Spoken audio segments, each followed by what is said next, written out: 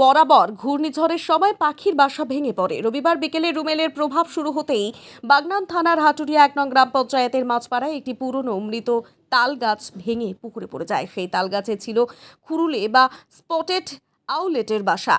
বাসা ভেঙে দুটো ছানা পুকুরের জলে পড়ে ছটফট করতে থাকে। স্থানীয় মানুষ বিকাশ ভদ্র, সৌরভ জানা ছানা দুটিকে পুকুর থেকে উদ্ধার করে খবর দেয় স্থানীয় পঞ্চায়েত সদস্য তোয়াজ খানকে।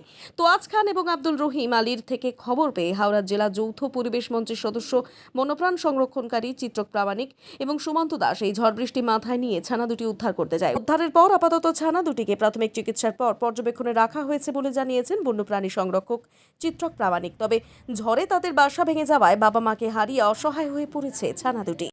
আচ্ছা, আপনারা দেখতে পাচ্ছেন যে আমরা এখন আছি হাটুরিয়া মাঝপাড়ায় এবং এখন তো এই যে ঘূর্ণিঝড় রেমাল আসছে, তো দেখতে পাচ্ছেন যে ঝড় বৃষ্টি প্রচুর শুরু হয়েছে।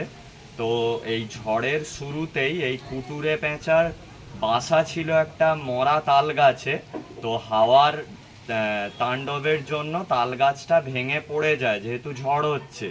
তো এই কুটুরে পেঁচার বাচ্চা দুটো পুকুরে পড়ে যায়। তো এখান থেকে এখানকার স্থানীয় পরিবেশপ্রেমী সচেতন মানুষ বিকাশ চন্দ্র এবং সৌরভ জানা ওই কুটুরে পেঁচার বাচ্চা দুটিকে পুকুর থেকে কুড়িয়ে এখানকারই স্থানীয় সমাজসেবী, ওনার নামটা কি না, সেই যে ফোন তোয়াজ খান, ওনাকে খবর দেন এবং খবর দেওয়ার পর আমি ও সুমন্ত দাস আমরা এই ঝড় এবং বৃষ্টির মধ্যে আমরা এখানে এসেছি। তো এই দুটি হচ্ছে স্পটেড আউলেট বা কুটুরে পেঁচার ছানা আমরা উদ্ধার করে নিয়ে যাচ্ছি, কারণ যেহেতু এদের বাসাটা ভেঙে গেছে এদেরকে ফেরানো সম্ভব নয়। তো এদেরকে পরিচর্যার পর আবার পরিবেশে ফিরিয়ে দেওয়া হবে।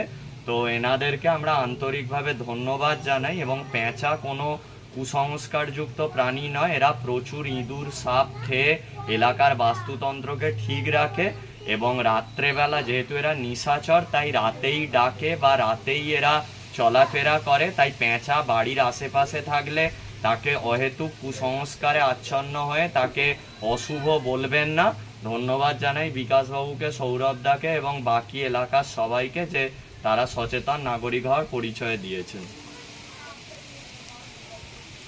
কেটে দাও।